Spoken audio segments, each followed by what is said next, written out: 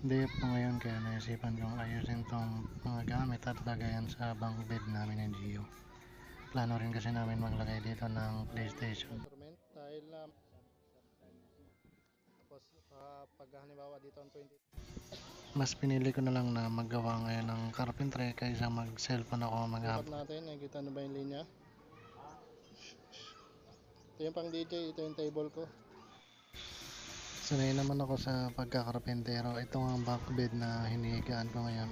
Ako ang nag-design at kaming dalawa ni Papa ang nagkarpentero. Mas madali lang ang gawain kapag may mga power tools ka. Iniwan ko muna ng sandali para pumunta ng DB Mart. Bumili rin kasi ako ng bracket at mga tornilyo na gagamitin ko.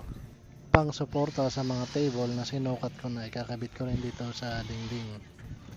Sa sitwasyon ko ngayon, kailangan kong kumilos ng kumilos at mag-isip ng mga gawain na pwede kong tapusin para maiiwasan ko rin na maging malungkot gawa na ng kasalukuyan kong sitwasyon.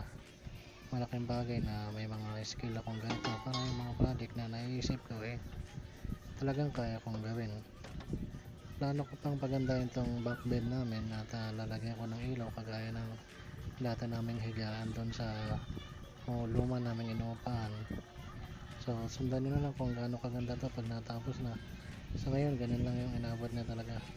Kahit paano nai-arrange na yung mga gamit at hindi na nakalapag kung saan saan.